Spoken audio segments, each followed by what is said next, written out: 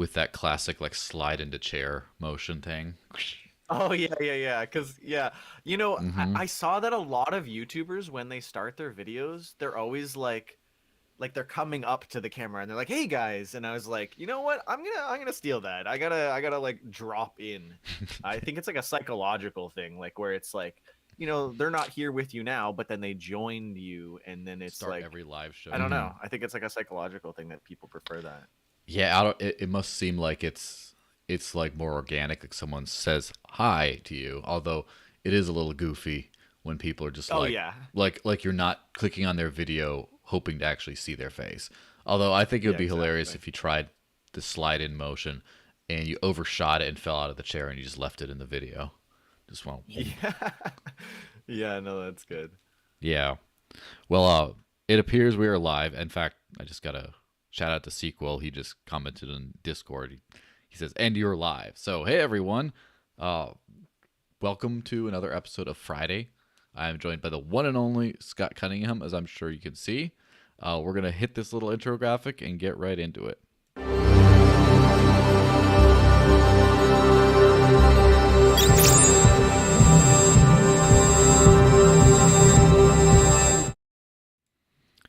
So, hey everyone, once again, Scott is here with us. We're gonna be chatting about everything and anything and all that kind of stuff, and just the little bits of housekeeping ahead of time. First off, if you let me just make sure it's actually in the description. If you're watching on YouTube, there should be a description where it has the Odyssey link because we're live on Odyssey as well, and that's good as well. And of course, cointr.ee/the desert lakes, and you get to the live crypto super chat. Ask anything you want, and I do guarantee I will be pretty distant and ignoring you a lot in the live chat. But then the crypto super chat is where all my attention goes. So like if I'm ignoring you too long, you know what you got to do. So that that just got out of the way things work.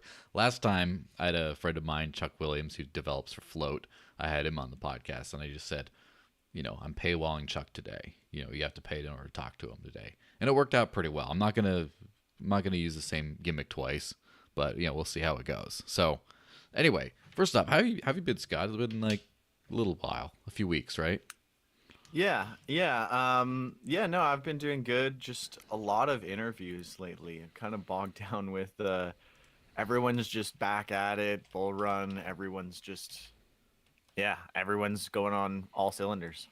Yeah, which is I guess, a pretty good segue to the first story, which is supposedly an analyst says ahead of the Coinbase IPO that Bitcoin is on the brink of a strong breakout. First off, I'm not trying to talk smack, but this guy's name is Philb, Filb repeated, and I don't want to be insensitive if that's in someone's like cultural heritage that's your name, but it seems a little strange. I just thought that was funny, but Seems like a username. yeah, Philb. So according to Philb things, but we don't need Philb to tell us that things is going to break out. So Yeah.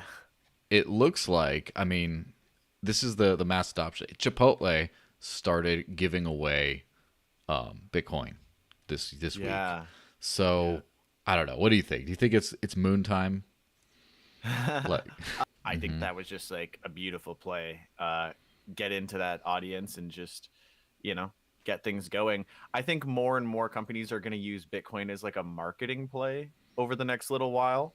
While everyone's searching Bitcoin, if you are giving away Bitcoin and you've got Bitcoin, hashtag Bitcoin in your bio on Twitter, as Chipotle did or does, hmm yeah, like they're doing it right. And I think it's also obviously great for adoption, great for this space. We've got, a ridiculous amount of things over the past week, PayPal, Visa, just so much going on. It's great to see that people are finally getting more involved. And I mean, I'm sure you would like to see, as well as myself, not just Bitcoin, but maybe hmm Chipotle giving out Dash or something that it's probably cheaper for them to give out too. So, I Yeah. mean, Well, here's the thing, though.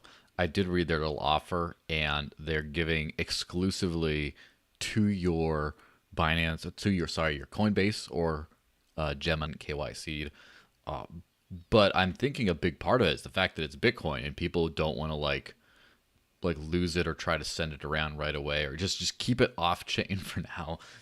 People figure Yeah. it out. Let people just watch it on Coinbase or Gemini, and just wait till the price goes up and they feel like they want to sell it or put it into something else. Like, I think that's a smart move, but it's also like a little of a this is where we are now. It's like everyone's gonna get their crypto through that kind of stuff. Yeah, and I mean, at the same time, I do understand why they would KYC just to avoid, someone getting a lot of Bitcoin from them. Mm-hmm. So I guess that's kind of like their easy way to avoid like just getting like taken advantage of. But yeah, no, I mean, ideally avoiding KYC is where we want to be, and I'm sure you specifically more than most Of people course. because you're not going to have anything to send them anyways. So Yeah, of course. It's funny when people keep saying, "Oh, this new service, it's great. Well, have you used it?" I'm like, "Can't." What? It can't. It just yeah, it got me super excited back in starting in 2013 and all that, and then I got bummed for a while when I couldn't use it to buy stuff anymore, and mm, then I came, I guess, a little bit of a hater in some cases, and then now I'm at the spot where I haven't like walked back those most recent sentiments, but I'm understanding that it's like because it's just at the top, because it was the Godfather, Grandpa Bitcoin.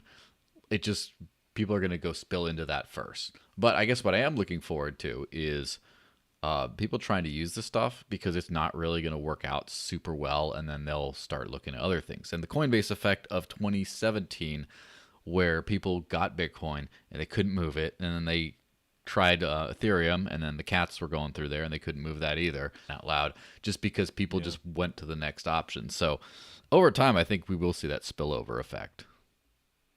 Yeah, and I've said for a long time that once people understand that a lot of different coins have different use cases, then we'll see like a much broader adoption of different currencies because people come into the space and I say so they don't know a lot of times that there's different transaction fees for different currencies and all these different things. But yeah, like you said, eventually they might get frustrated with that and then start to look elsewhere. But hopefully there's education from podcasts that we're doing, etc., so that people don't get turned off from crypto in general and then not want to use it. Yeah, well, speaking of which, this right here is my lightning node back here on the laptop. Oh, okay, nice. I'm starting, well, and I'm going through the pain because I want to really get into the guts of it, to just Mm, basically not to tell people why it sucks, but just to like have that perspective on that compared to like the modern lightning wallets where they do a lot of the stuff for you and stuff. And so it's it's a very interesting spot we're in, and of course, true people like us have to go to the the personal psychological damage of using all these broken products out there, yeah, just so we can talk about it to other people. Like, yeah, don't use this one, use this one, because I already went there yeah. and I still have some scarring. Yeah, exactly. And you really have to like test these things isn't good until you try another version of it and then you realize that the first one you tried was just not very good compared to what else is out there and a lot of it's all so new. So, yeah, you really got to like test everything. But most people just don't have the time, so then that's why we're out here doing this, right? So, Yeah, of course. Which I guess is a great segue. Which, but before we do that though, I got a live chat comment in Odyssey. Is this live from Ravencoin? And yes, it is actually live. You are watching. We do actually have live streaming on Odyssey now. It's a little, I would slightly rudimentary, but or it was last time I tried it last week. But every week it's getting better and better. And so this is the first time I shared only the Odyssey link when I mentioned about this podcast. I didn't even mention. I mean, I didn't even link to the YouTube channel. And so let's see. okay. We actually got, I think, more people watching on Odyssey than on YouTube by just a hair right now, which is nice. So, hey, Sure. just Yeah, want I to, didn't yeah, even know that we had live streaming on Odyssey yet. I gotta keep up with that. I don't live stream, so that's probably why. But yeah. As soon as Odyssey gets a super chat feature in, then that'll mm, be the thing to go, because not trying to give away all my secrets here, not the man behind the curtain breaking the whatever wall, but scarcity, right? Scarcity is not when our content is not that scarce, but our actual time and immediacy is. If you're watching us live, then it's like people start wanting to like interact with you live and be a part of that thing, and then they're throwing super chats at you, and it's a good little token generator, of course. Yeah. So Ethereum, speaking of which, is the other thing people know about. It's like Bitcoin, but now everyone's like NFTs and they think Ethereum, or they've heard of Ethereum. Some of the nerdier people definitely. And Ethereum broke the all-time high again, and supposedly also is back to its like highest level of fees. I checked because once the fees got to like $5 or so, or then I didn't have enough to even consolidate my random little tokens. So as probably someone who's way deeper in Ethereum than I am, how has it been recently? I actually withdraw funds from a platform, or whatever I want to do. It's got to be extremely profitable, and I have to believe that it's probably going to go down in value if I don't sell it or do something with those tokens, for me to actually think it's like a good enough arbitrage to bother, because the fees are so bad right now. That being said, but I have no doubt that we're not going to have like some crazy thing with 1559 where the miners are going to like go on strike or something. Like I don't think we're going to have any craziness there. So I think once we do transition, we'll see a lot of the hype around ETH killers kind of die down, and hopefully get back to normal. But I still obviously support interoperability, other chains, development. But the only thing I don't like is chains that are like for the sole purpose of alternatives to high gas fees, because I don't know how useful that's going to be in like a year or 2 years.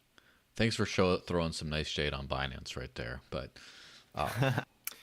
just ever so slightly tested out Numio, because I did an interview with Mark Anstead from Numio, who used to be on the Hydro team.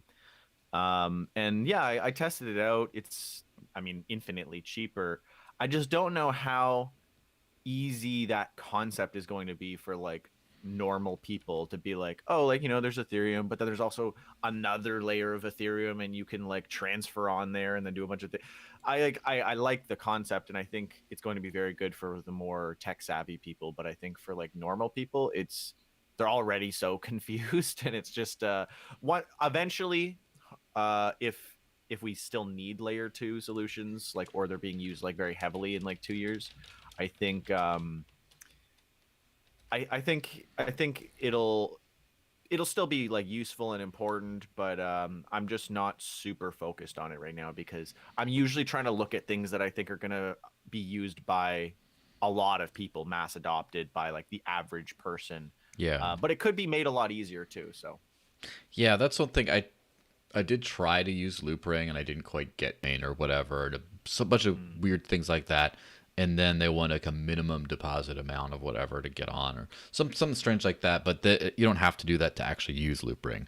But at that point, it was still like, okay, I got to spend like $100 in fees to move like $200 worth of tokens on here that I'm just gonna like swap around to consolidate into $200, and then I want to swap for like a useful token, something like Dash, maybe Bitcoin Cash, something like that, and like it just doesn't make sense. And also the MetaMask was not really working too well on Brave on the LRC wallet or whatever, so the extension, so I just gave up. But a lot of people were saying good things about L2.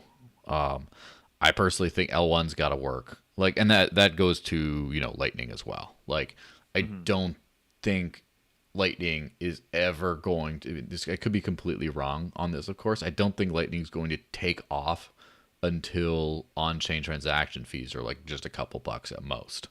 Like, or probably a lot less. Like, just because of the amount of on-chain that's required to open new channels, do things like that, and then just to get on the Lightning Network, or whatever. If someone has to pay $5 just to join, it's already a little high. Paying $20 or more, it's a little. Then you end up in a completely off-chain world, and the only way to really do that is to basically have this centralized providers just manage it all behind the scenes for you, and then you're basically back to the banking system, and that's kind of little rough. So I really hope Ethereum scales L1 and soon, because I mean, how long does it take? How long does it take really for people to figure out how to do everything, how to port basically all their dApps and all the DeFi stuff onto a scalable chain? Of course, I don't like Ethereum's so far ahead, but how long is it going to be far ahead if people are like making money on other spots, you know? So that's what I'm saying. I really hope Ethereum gets with the program quick with the on-chain part of the scaling. Mm-hmm. Yeah, and I'll just say, like, again, with like these ETH killers, it's the way that I look at it is, yeah, like they're super useful for what they're building out now, but a lot of times they're just kind of like building things that already exist Mm-hmm. on ETH, and they're not really like building anything like novel and new. And I think the reason that they're gaining so much in price is more so because people missed Ethereum and they want the next big Ethereum, right? So it's not like so many people are so, annoyed by gas, and they're so I forget the name, something Mm-hmm. versus Goliath. I don't know why I can't think of the David name. versus David Goliath. versus Goliath. Yeah, yeah. So they think it's like this big narrative, but I think it's just a little like, it's really mostly people who are just like, yeah, I want this to go 100x, and Mm. but I'm more of the mind of like, what's actually gonna like end up being used at the end of the day, who's actually building on it. We've got NFTs, stable coins. Every like major institution that's building is building on Ethereum. I just Jane, like, it's more likely that we're just going to see Ethereum transition, and everyone's just going to keep it doing what they've been doing. I don't think there'll be this crazy paradigm shift. We're so early that it's not useful for people to be like pivoting between projects and protocols like a lot, I guess, or just like carelessly. Yeah, that's one thing. One thing that does sort of give me pause on Ethereum for a couple of reasons on it, like scaling to just do everything, is first off just how long it's been and how long it's been an actual problem. We've raised the gas limit and done some other stuff, but it was like, well, no, because some nodes couldn't sync and blah blah blah. Like some like possibly legit criticisms, but not compared to like, oh my gosh, this thing is horrendously expensive. We have to do something today. So just that is one, and then the other thing is just the way it's structurally designed, where you have like people trying to move ETH, move the actual token, and you have people trying to move other tokens, and you have people doing all kinds of smart contract like computations all in one chain, and all with the same transaction, not necessarily not the same transaction fees, but the same kind of pipeline. That's just like having a one Mm-hmm. lane highway and just everyone trying to go through. It's like, I think that a multi-chain or like a side chain type solution would probably help for some of these kinds of things, because there's a lot more urgency in some things, and there's a lot more scalability, and then the pruning and stuff like that. Like, imagine pruning financial transactions, right? Your financial transaction history, it becomes a dicier prospect than just pruning like calculations. Like, just get rid of that stuff. We don't need that. Like, so Mm-hmm.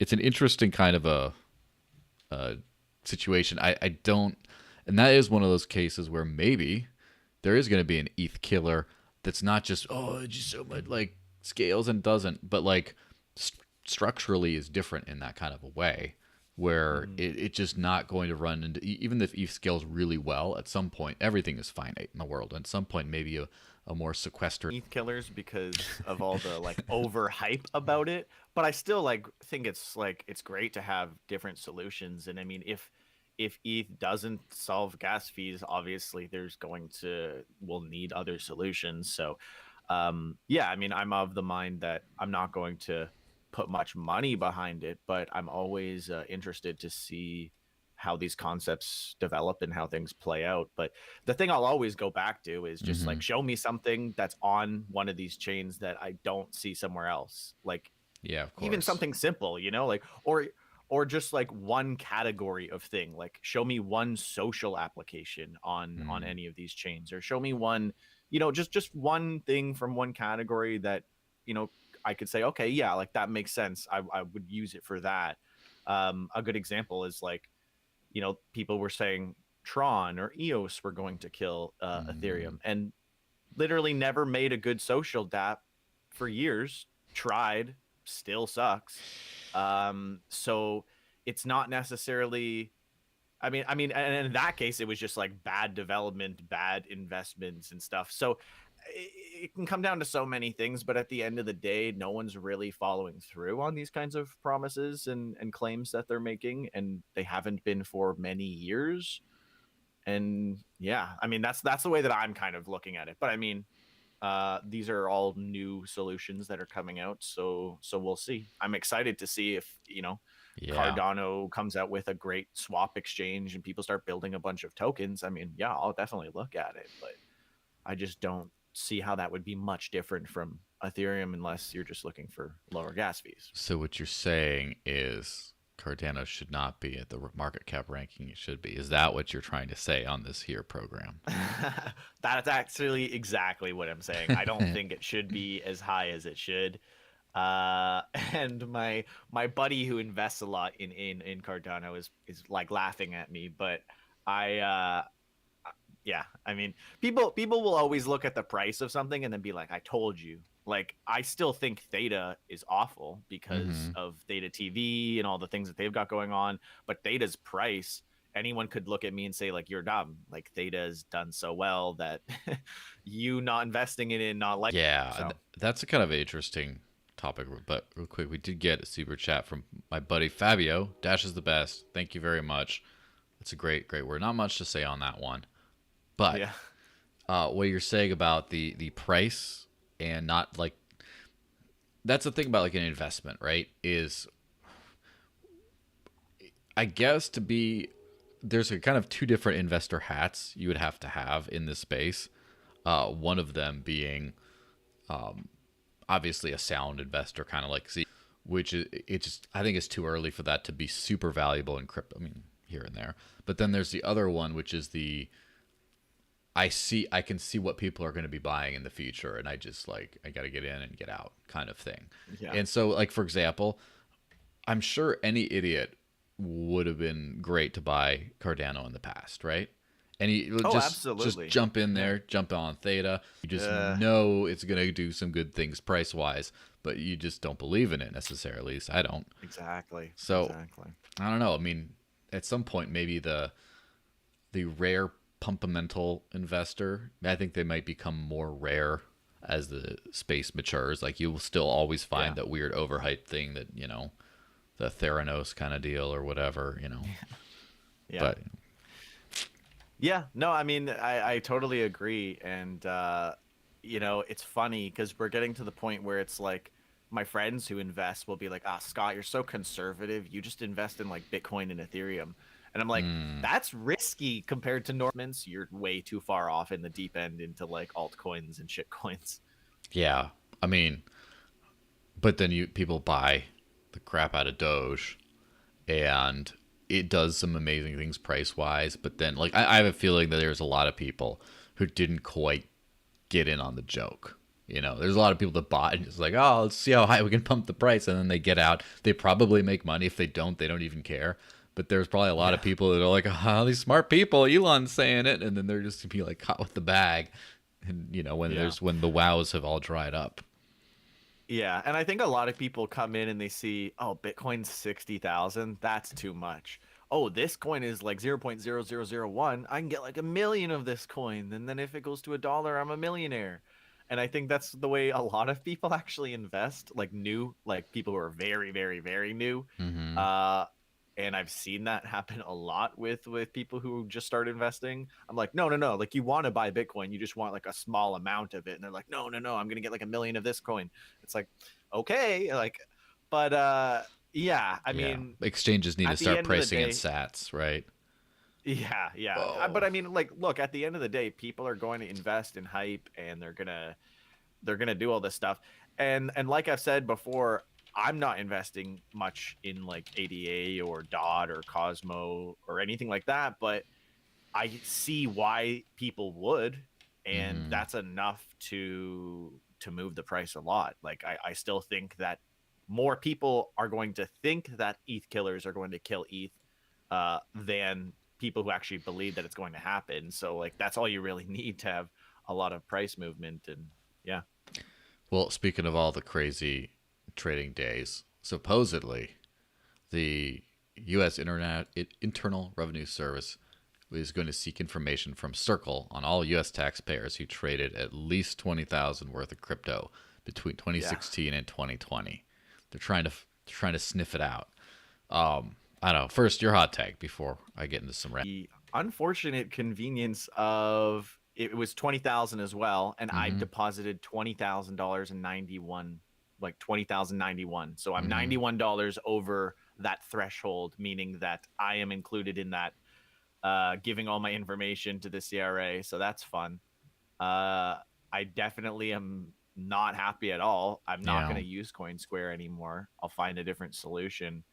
But yeah, I mean, governments are they're getting on it. And I mean, what you're doing is probably one of the best ways to like avoid all of this ridiculousness.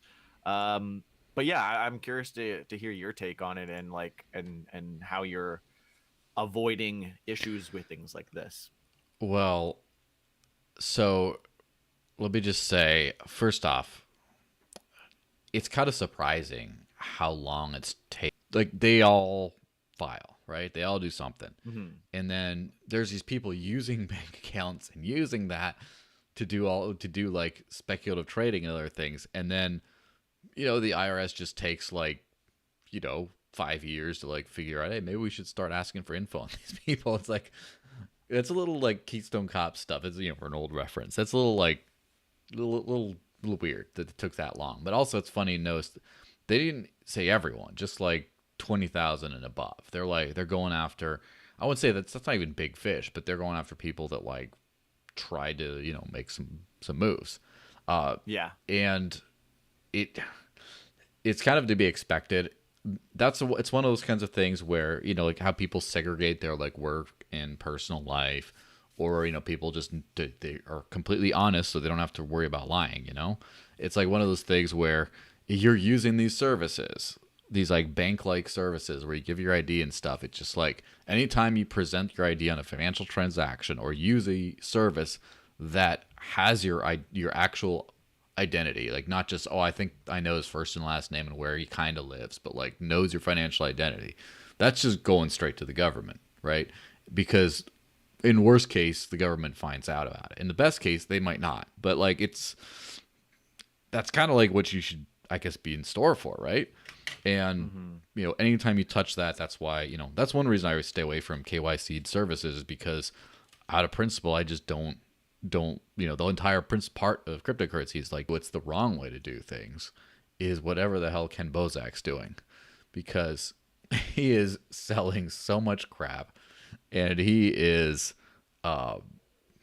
bragging on Facebook about like only chumps pay taxes and stuff, and I'm just like, yo, dude, like, what are you doing? He probably knows. Yeah, he's kind of like, it's like John McAfee, who's like, they'll never catch me. Da da da da. And then it's like, are you sure you should say those things? Because they're coming after. More insane than even Ken Bozak. Love you, Ken. You little screw loose. Yeah. And he's also magnitudes of like more wealthy and influential and stuff. So therefore, it's a perfect target. Sure. Yeah, for sure. But I just think it's funny, like when you have these like wild people going around. Yeah. I mean, NFT. Yeah. We're in the NFT Wild West, that's for sure. I was on with Hashoshi yesterday or 2 days ago, and we were just talking about how the interesting thing with NFTs is that there could be some like regulation in a couple of years where they're like, everyone who dropped an NFT and tokenized their book or their song or whatever was a security if they, tokenized it, and then so there could be some crazy stuff that's going to happen to all these people with NFTs in a couple of years, and who knows. And I was like, yeah, that's a really good point, because like a great example was Taylor Bennett, Chance the Rapper's brother, tokenized his song and allowed people to buy percentage shares of ownership, and doing stuff like that the regulators might come in the future and then just cause a whole bunch of problems. If people start doing that with books and movies and just everything really, which is an amazing use case again. But yeah, I'm really interested to see how the regulation will start catching up with these other new like and DeFi and all this stuff, like all these like really hype trends right now. Turns out to be like wearing a suit with his like accountant and his lawyers and just saying like, all right, how many pennies to this, or like he absolutely reports every last thing and it's all just like super by the book, and then he just does wild man stuff just for show. Would you be a little hurt? No, I mean, I would say that's probably smart to make sure you do all your taxes when you're Mm-hmm. saying I'll never pay taxes on online. Um, but yeah, I mean, there's always got to be the really intense personas out there who are just, making waves. Yeah, that's for sure. Well, speaking of intense personas and making some sorts of waves, I don't know if you saw this antitrust suit that Bitcoin Cash had against it. Hmm. That basically Bitcoin.com founder Roger Ver and other big profile characters such as Kraken's CEO Jesse Powell, they won a motion to dismiss an antitrust lawsuit filed against them alleging market manipulation for their role in the Bitcoin SV split. And I'm pretty sure that this is win the hash war, but then also like deciding which ticker gets which coin gets which ticker and things like that.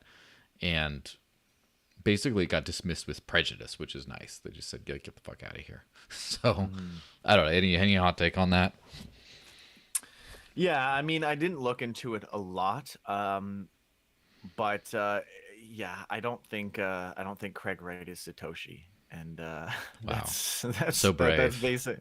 Yeah, Yeah. yeah. No, I mean, I think it's kind of silly, like all the Craig Wright stuff. But I'm more of a Bitcoin Cash believer than BSV. I'm not super big on Mm-hmm. BSV, but I like that like people are building applications on it, and like they are doing some stuff with BSV. In Mm-hmm. terms of the case, though, yeah, I mean, it's definitely good to see that it was dismissed with prejudice because yeah, Bitcoin Cash is doing a lot of really really great things. Yeah, don't want to see anything bad happen to them. But we've got the SEC going after LBRY. For the subject in an interview with Jeremy yesterday, and what obviously everyone loves LBRY. We're live streaming on Odyssey, which runs on LBRY. Do you think that there's any merit or any like, well, yeah, it sucks, but they could have this, or is there any kind of like, has the ACC got anything going for them in this thing? What do you think? Yeah. I mean, I don't think it's like, and it's a utility token. Mm-hmm. Uh, but I understand why they're saying it's a security. I mean, I get it.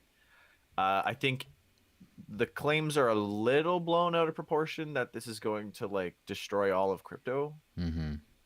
But I signed the petition, and I Of highly course. recommend that everyone else does.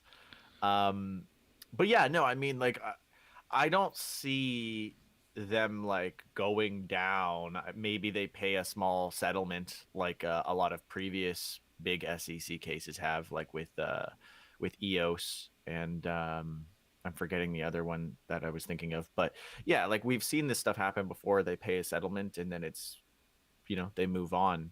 But I don't know. Maybe they're gonna fight it to the end. Like I don't know exactly how they're gonna play it out. But I mean, LBRY had their bank account shut down like a Yeah, like a year year, a little over ago. a year ago. Yeah. Yeah, so I mean they've had they've been coming after them for a while. So and I mean this case is like 3 years long or something now. So I mean it's not like some crazy like nothing like out of the blue kind of thing. It's more so just us catching up with the actual news. I don't think it's going to be as bad as it seems, but maybe I'm just a little positively biased towards LBRY. Yeah, it's an interesting case because, uh, first off, just the fact that like they just let Ethereum go for doing a big old ICO and selling what was just clearly a security, where Yeah. they Ethereum did a much sloppier job than LBRY, and then they were like, Hmm. oh well, I guess it was a security, but it isn't now, or yeah, bygones. Like that whole like attitude is like, and the Ethereum ICO, and is much more above board with everything. And I mean, I don't know, arguably more users than Ethereum. It's really hard to tell because of the actual numbers and stuff. But yeah, a lot of users. Hmm. It's I think to a certain extent, it's just like the the actual evidence. I think with Ethereum is a little bit easier to understand how it worked, maybe. And I think the evidence for LBRY being actually usable, like the token being actually integral to the system, was just like, yeah, it's not enough to where, I mean, and which by the way, I think it is there, but it just not, because it's a small enough project, it was like, they won't have enough evidence in court, let's just get them. It seems honestly to be like make somebody pay, kind of like a check a box, fulfill your quota kind of an enforcement deal. But Yeah. the thing is, like, when they're saying it's a war against all crypto, there's a little bit of a nuance to that. I don't think that this was a targeted attack on crypto as a whole. I don't think they were trying to take down crypto. What I do think though is if this case stands, like the precedent, the terms that Mm. they added, the precedent could end up being used to just, you know, at will, just kind of swat any crypto developer down, like anyone. Like, if I develop my own little thingy and then people start using it and it's completely open source, I'm just one of the people who's developing on it, and it's just not a finished product or whatever. And then somebody says, "Hey, can I have a bunch of your tokens?" I'm like, "No, they're mine." They're like, "I'll pay you." Okay, fine. All of a sudden, I'm selling securities. Like it's a Yeah. little weird. Like that they're able to, and then the thing is they've already opined that Ethereum and Bitcoin are not securities, but it isn't final. Like they could easily just go back and say, you know what? Now that we won this landmark case against LBRY, Mm. every Bitcoin Core developer has been selling a security. Every they could come back in a really scary kind of a way. Of course, I don't think that's the way things are going to shake out. I honestly think it's going to be a big regulatory and nonsense kind of headache for LBRY. I think LBRY is probably going to struggle in the US a little bit as far as like getting US, like they might not let you do token payouts to US based customers or something. There might be a few things like that that makes it really, shitty for them. But I do Yeah. think that LBRY, the project is going to persist and be fine. And I just think it's going to suck for them for a while. And then honestly, don't know what they could have done any different. Yeah. It's kind of unfortunate to see the US being like Shitty. just swatting down so many like projects and like just stunting innovation for blockchain. It's just like with realty, for example, like anyone in the world can buy realty tokens except for people in the US. And it's just like, why are they like making this so much harder for like US citizens to get involved in new technologies? Like you'd think they'd be more free to do things like that. So I don't know. I think that's kind of like unfortunate to see that much more like less free countries are Mm-hmm. less restricted by around crypto and a lot of these different things. Yeah, and um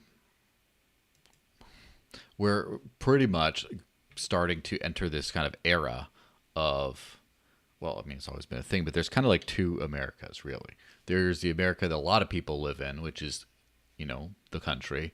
Some states are really free, like where I'm at. Some places like California are a shithole.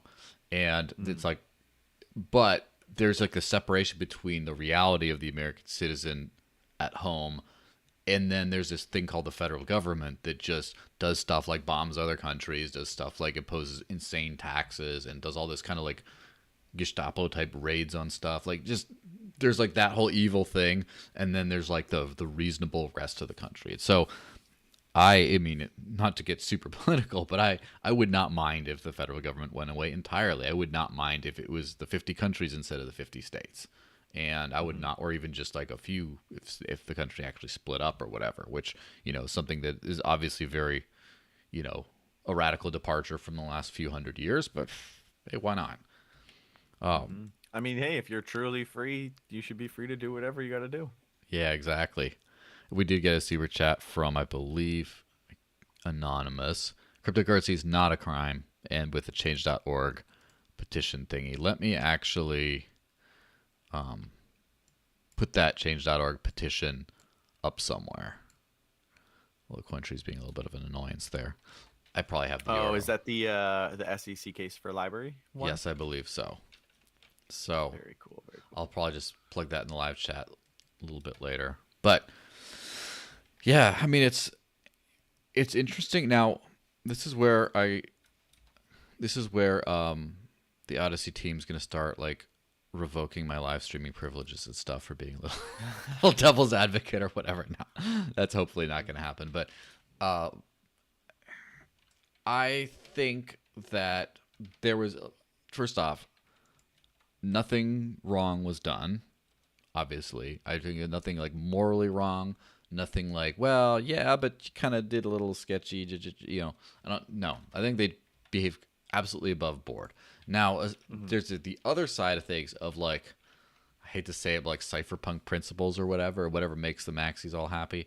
When you're talking about like LBRY is decentralized enough. It's not super decentralized because there's a company that has a whole bunch of the tokens that does the whole protocol, and it's runs some of the major front ends, even though the network itself is decentralized. I think it's decentralized enough. Kind of like I'd say Zcash is decentralized enough, where you have like a couple of big entities that just do kind of everything and take all the money, but anyone can kind of use it, anyone can develop, it's open source, it's all fine. Now, which how Zcash isn't in trouble right now is like, or any pre-mined coin or whatever. Uh, Generally speaking, like you should not have to do cypherpunk best practices in order to feel like you're not going to be treated like a criminal. I believe that very strongly. However, I do think that some best practices are probably good. Like you should Like not have to. decentralization is the name of the game, and I think that sometimes you take like a shortcut in order to like jumpstart a thing. Like you take a shortcut and just say, well, I'm going to pre-mine a whole bunch of the tokens. It's going to be a company that'll get things further along. I want to beg people for donations. I want to have some weirdo who just says, I like to do this thing better. And he gets more support. And then my vision that I worked so hard to create goes a different direction. Right. I, sometimes you got to do it. Like you got to go in the more decentralized direction when you can. And I hate to say it though, like what if LBRY was just like an anonymous or pseudonymous, largely decentralized collection of developers instead of a company, and instead of pre-mining, they just had a really fast emission in the beginning, and they kind of had a miner that they had like a mining software that was way faster than the one they publicly released, and they didn't release till later, and they kind of secretly mined a whole bunch of stuff even though it was decentralized and open, kind of like what happened with Monero. Like what happens if they just did all that and literally the exact same people had the exact same tokens, the exact same influence on the project, but they did it in like a cypherpunk approved way? First off, you'd have less criticism from random people in the crypto community. But second, I don't think the SEC would be able to go after them. I don't think they would. Like if they just dishonestly done what they decided to do honestly, they would be ahead right now, which is it's a little sad to say, huh? Yeah, and I think that's one of the big problems with regulation is that they almost incentivize you to do things dishonestly, and it's like you're supposed to be. People don't like regulation because it's just causing problems, makes things more expensive, ties things up, and a free market economy is probably the better way to go about it. But I mean, we need some regulation, but when things are so new and there isn't really a problem, like there's no problem with LBRY. If there was problems or something, like after something that's got issues with it, like maybe Hex or but I mean X is a whole other beast. But yeah, like they don't go after things that are actually kind of scamish, in my opinion. They go for things that seem super useful and are used by a lot of people. Yeah, it's just kind of ironic. Yeah, there's this weird middle ground of stuff where if you are a 100% like goody two shoes honest project, you might be vulnerable to stuff. If you are basically like a total BitConnect, you're probably going to be vulnerable to stuff. If you're in between, so if you're got shades of shadiness in between, you're probably okay. Like, I mean, I don't know. I don't know too much about how Hex was. I mean, not that I think there's. Because his name isn't even Richard Hart, right? Yeah. His name is, Scammy McScammerson or whatever. Not just kidding, but. No, it's Richard Schuler, but I agree. Yeah. Yeah, like, and I don't think there's. I think that buyer beware is really all you got to say about Hex as far as like, hey, look into it. This is how this distribution goes. This is how this works. If you get it and you lose money, that's your fault. Like, I would not risk regulators on anyone. And that's been a thing that has been a little lost on the conversation about Ripple, which, Ripple's suit is continuing as far as I know. Ripple, I don't morally think that there's anything necessarily wrong that they did. Well, let me try to carefully in saying that specifically. But, like, I do think it's kind of bullshit that they late. But, like, I don't wish the SEC to have any success in that. I don't think that that it should be a crime, anything that they've done. I don't think for stuff like LBRY. Now, all that being said, I have a lot more sympathy for something like LBRY because Ripple's token is infinitely less useful, less necessary, and they have known that they were doing something a little sketchy. It's not company related. Just they've done a bunch of like sketchy things that like, okay, dude, like I have less sympathy for you, but like, I don't think that I wouldn't wish a government enforcement on my worst enemy. I just have a lot less like Ripple's saying it's an attack on all crypto, which I don't think their case is an attack on all crypto. Just like LBRY's the thing about LBRY is the exact precedence where they just say they're going after it because they sold tokens that they continue to develop on later, which is like anyone. It could be terrible. But the Ripple case is a little bit less like attack on all crypto. Oh, and by the way, Bitcoin and Ethereum are like run by China, so go after them instead. Like all that stuff that Ripple did was just like, get out of here. Yeah. Yeah, no, and it's like, how much do we want to actually try to go after, the small things that they do wrong versus letting them go and do whatever. But yeah, I mean, I don't really think the SEC should be going after them either, obviously.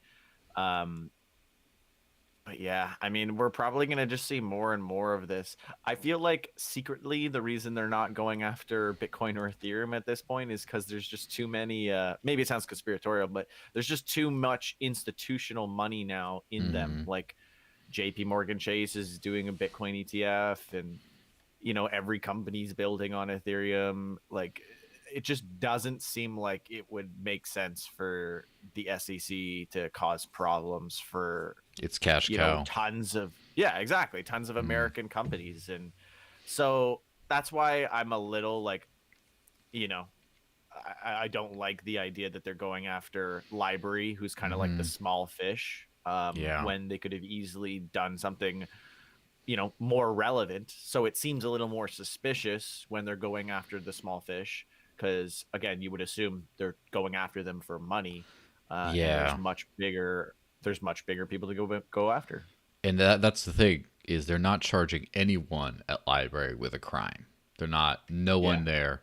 They're going after no one, and they are not alleging any damages to anyone or any fraud. So like literally. What you want an enforcement agency, if you do want an enforcement agency at all, but what you'd want them to do is go try to catch criminals. You want them to catch fraud and protect damaged parties. That's literally it, right? But it's none of those things. It's just no criminals, no fraud, no damaged parties. So everything's above board, right? Well, but we think that you shouldn't have done this because according to our stuff, and we cannot tell you how you, or we will not tell you how you should have done it the right way. So it seems like it's like the worst situation possible. It's just the absolute worst, where it's just like, It's like taxes, you know. You yeah, don't know how to do it. No one knows how to do it, but they're gonna get you if you do it wrong, you know. yeah, that's like, as much as I'm like a radical pro freedom type person who doesn't like the government existing at all, how much better would it be for them if they made it easy to pay taxes? Like, what if they just said, all Like right, everyone just takes one, one certain amount. Imagine how many people that they wouldn't have to pay and years of filing. Yeah, like just and like imagine how, easy cryptocurrency could make it for people to pay taxes. Just say, like for example, like like let's just say property tax, right? If you haven't, which I think is a little bit crazy because you pay taxes on a thing that you don't even sell, like you just hold on to it and you owe money. It's like you're renting land from the government because government owns the whole world, which is a little sketchy. yeah. But like imagine you had like an NFT for your property, for your property deed, and then just like the revenue services address is like named under there, and every year it just automatically like pays out a little bit to that or something like that, or all Yeah. like the You money just going sign a through. smart contract or whatever. Yeah, or like every single payment processor out there has automatically splits through like a BIP70 invoice or something like that, where like a portion of that, like 1% of every transaction goes off to the government or something. Like, how easy would that be? And how many people would just like deal with that because they just don't want they don't want to get nabbed by the authorities, and it's just easy to do. And it's how many people are like, oh, I'm stressing over how am I going to pay these guys. It's like, I think you can make more money just doing that.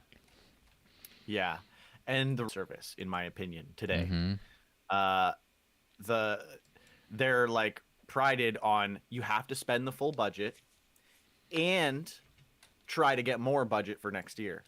So it's always hire more people. So they would never do something simple for tax because there's so many people working at the CRA, at least in Canada. But can get people when they make mistakes. If something is just like so ridiculously complex, well, and then they're creating more jobs for tax accountants and Of all this course, other stuff. So we're going to if they're lobby. just yeah, exactly. They're creating this huge system that is very reliant on their control, and there's no reason for them to ever give that up. So I don't see something like that happen. System where it's not like a business where a business has to, they're not guaranteed customers, like they have to get them, and so as such they're trying to maximize revenue and minimize expenses, so their profit is the most they can be.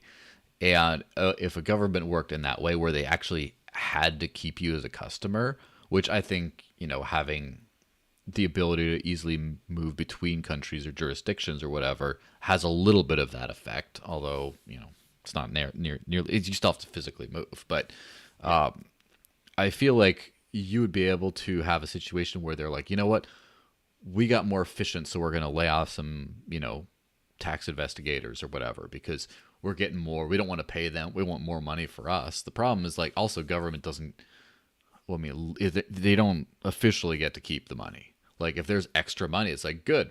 No, we have less taxes next year, whatever it is, or bigger coffers. But like, no one gets it. There's no profit. Now I'm just the business model of an actual business would probably make things work better, provided that Yeah. it's not like mandatory that people pay taxes. Like as far as like, well, those people you have to pay somebody, but those people you can choose which model you kind of pay under.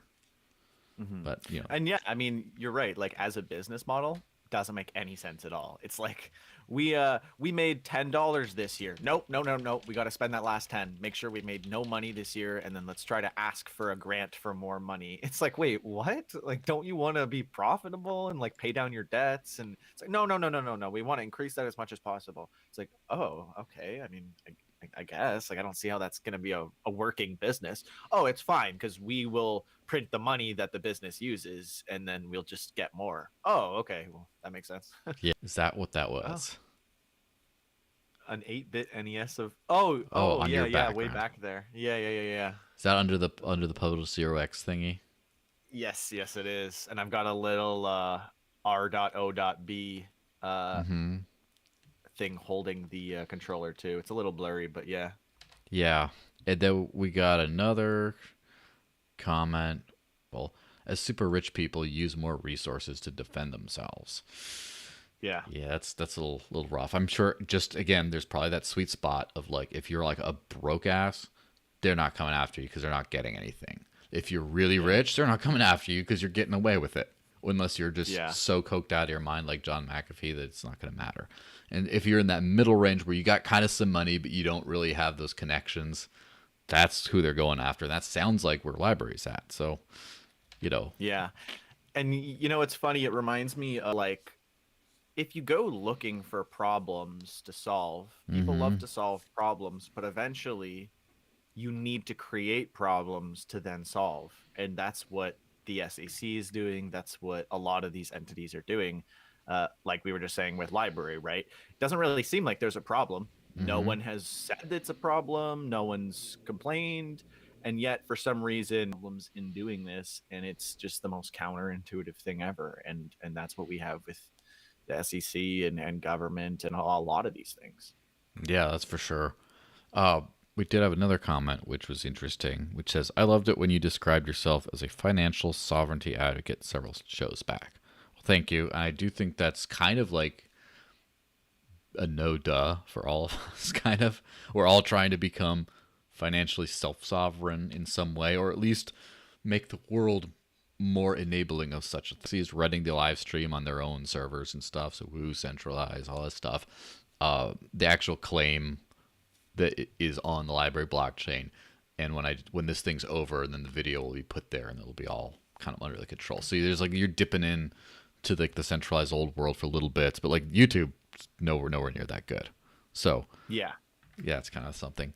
Uh, Speaking of like random tech stuff, are you very familiar with Nano?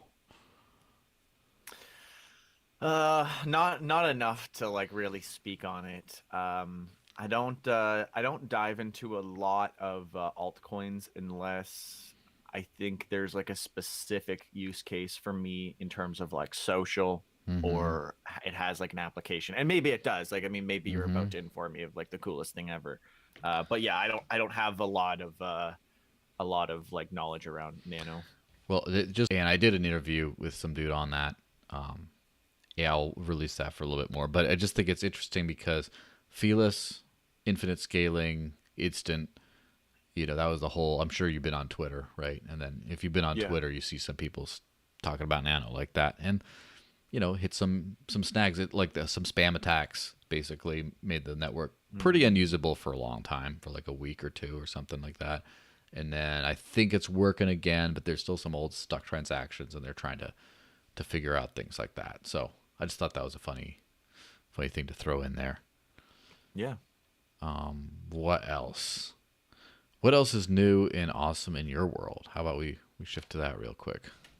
Yeah. Well, I mean, I'll quickly mention that PayPal and Visa both doing a lot more crypto adoption and integration is definitely good. But as Mm-hmm. I've said, never buy crypto on a fiat payment processor or exchange because they own the keys and the crypto.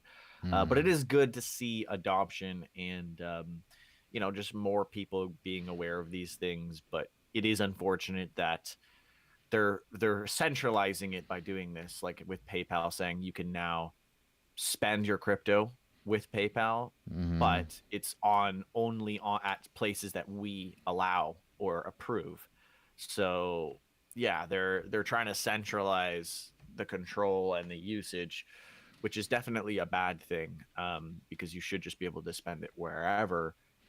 But it's good to see that more people are going to be transacting and using crypto for you know whatever they're purchasing normally. So that's really good to see that. Yeah, it's a funny thing. I actually just finished an article today, some op-ed on exactly the subject of how mass adoption has the risk of making crypto centralized, and Yeah. some of it is So like I've been going deep into like the Lightning stuff, and modern Lightning wallets, Gen 2 Lightning wallets are pretty good. I think they work pretty well. To open channels for you, has to provide liquidity, has to do a bunch of other stuff like that to make sure. And there's also a backup in addition to your 12-word seed, like a constant backup file you have backed up after like every transaction, stuff like that. And so that one is kind of like there's a bunch of stuff, but you could still kind of get your money back in the end. But it's like semi-centralized, I guess. And I think that's the way, like, just looking into trying to running my own Lightning node and stuff, I think that's the way the world's going to go, because holy crap, does this suck? And even, like, which address format do you use? Okay, everyone uses the cash adder one, but there's still some old services that use a legacy format, and how do you get an address converter? And then, oh, it's instant, but then you deposit to, let's say, the Bitcoin.com exchange, or, allegedly, again, I haven't used it. And then, oh, why am I waiting? Why am I waiting before I can do stuff? Oh, because there's confirmations and, block variants. And then it's like 20, 30 minutes or more. And it's like, yeah. So I don't think that that's like an average person kind of a thing. Crypto needs to get to the PayPal level of usability, or if not more, without being centralized, before people even think about using it in that context. Yeah, no, I agree. And I mean, I'm sure you'll agree that Dash Pay is one of the easier applications for being able to buy things. I mean, I pull up Amazon, I got what I want to buy, jump on Bitrins between being able to do things that people don't like.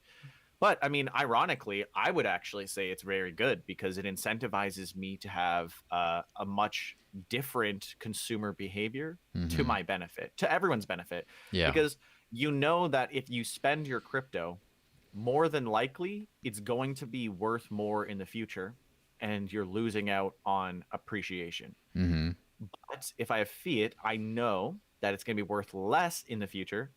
Like, absolutely, no doubt it's going to be worth less. Naturally, people who mostly have fiat are going to be spending more money than people who mostly have crypto by design. So I've actually said that, interestingly enough, holding cryptocurrency forces you to have better personal finance. And that is very beneficial just in and of itself.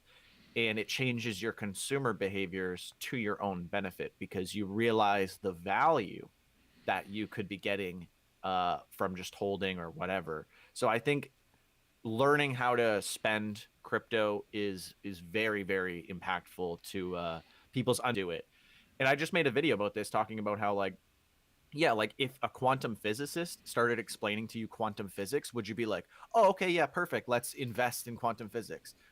But if they're like, well, check out this quantum computer that's infinitely faster than your computer, you're like, oh, yes, I want an infinitely faster computer. So, like, seeing the tangible products and explaining to people just what you can do with it is much more important than understanding exactly how it works in the back end. And another analogy I would say is, most people don't understand anything about the internet, but they know how to use it and they know that it's beneficial, and that's the only thing that they need to know.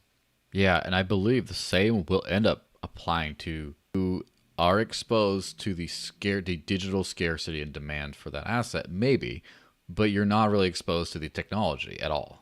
Like, it's so you still have to do, like, oh, wait for the transaction to clear this and provide your ID that, and oh, you can't send it there, and we got to register your user that, and all this kind of stuff.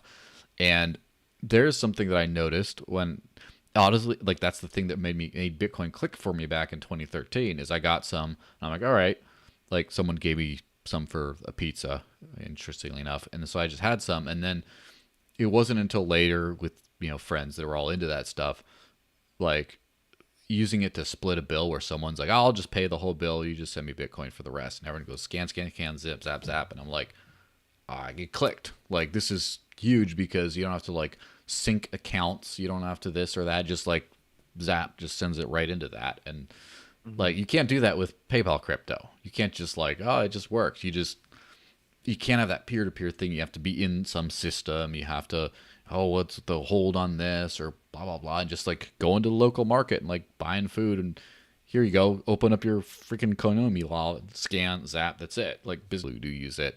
And it's just like the extra layers of complexity. But also think about the things that you won't be able to do with KYC'd money at some point. And who knows exactly what that will be. And no, it's not all shady Silk Road nonsense, but like there will be some stuff where, oh, can I like tip someone on a super chat? Like, well, no, because we have to have your information and who's this person and blah, blah, blah. Like, but with crypto, you just like, you don't even know that this is even a person. It could be an AI for all your, on Discord or whatever. You just beep, tip, and they just get money and they can just go buy some food with it or whatever right away. And people are like, wow, that's cool. I mean, I join a chat room, because I want to learn more. Let's just say someone says, I want to learn more about Dash. So they go to the Dash Discord. And they're like, hey, guys, I want to learn kind of these questions. And then someone just goes, I'll throw you $5 in a tip. Way, this is great.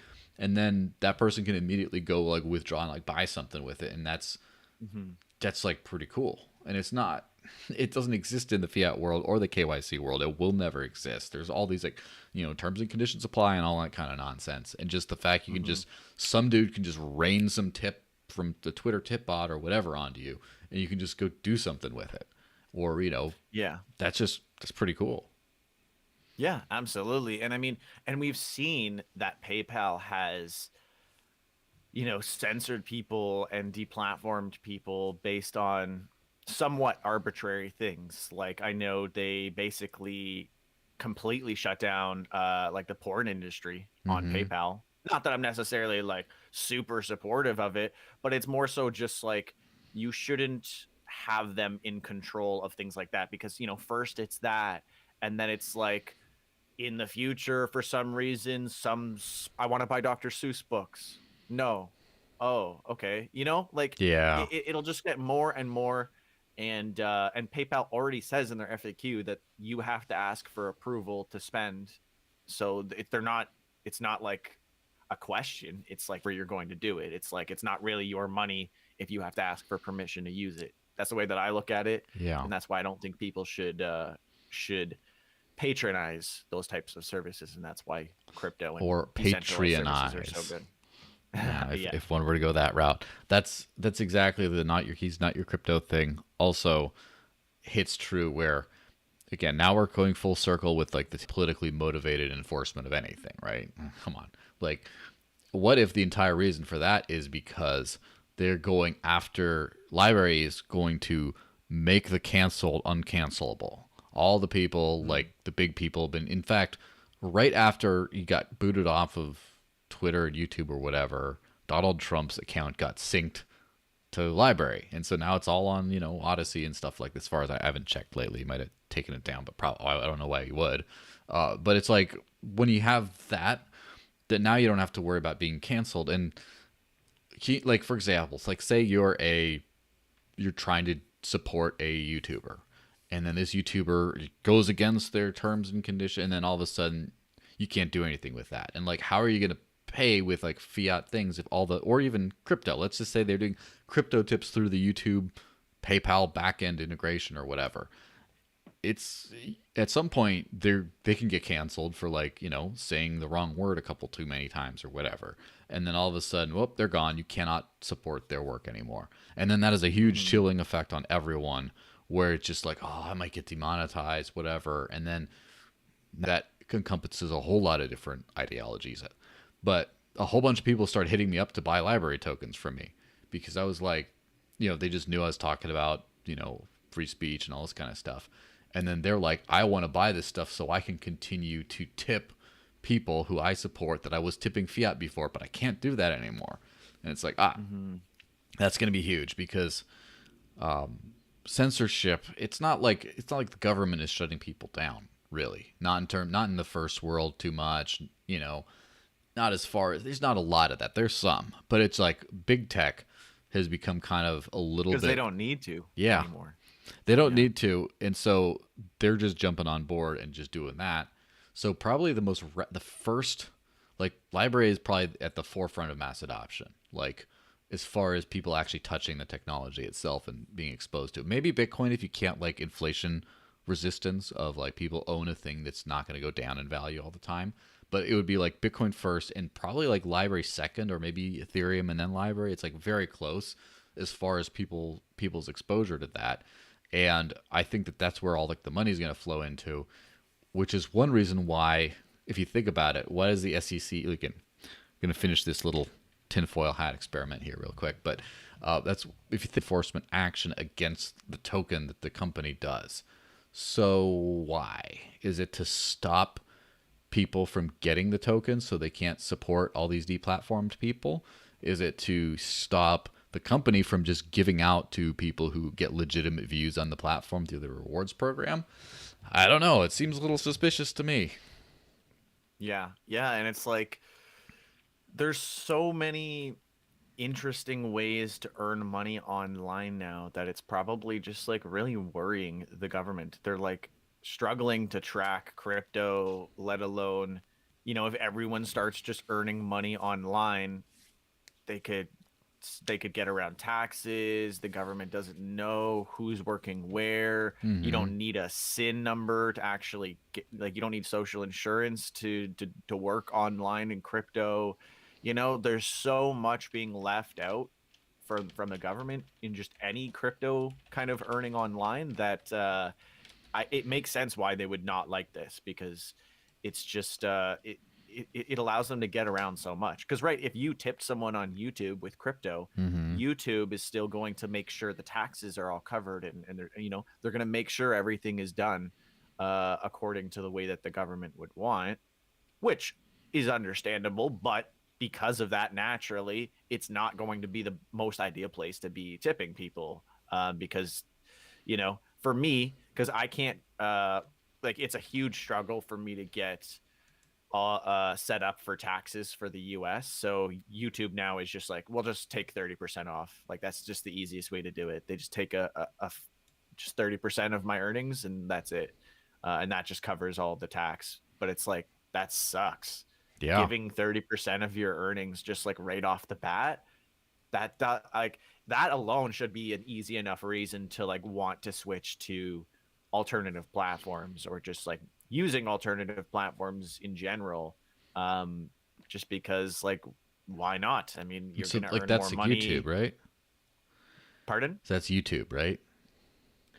Yeah, where they're taking Mm. 30% of your tax. Yeah, at So least for people outside of the US. I'm sure it's not as bad in the US, but well, yeah. that's what I'm saying. I think that's got to be 30% of 30% because well, they claim about that for a super chat. Like every time you get a super chat, YouTube takes like 25-30% of that. Yeah, And yeah, so yeah, then you yeah. get just ballers, right? Some people who are just huge Oh stars have all, but most people, if they make any money, it's just like maybe this will, pay for dinner this week, and like it's close to the bone for a lot of people, and it's like, okay, yeah. well, I made like let's just say I made $400 this month off of my channel, and compare that to like let's just say 400 again. I'm not talking about myself, but let's just compare a $400 for the channel for the month.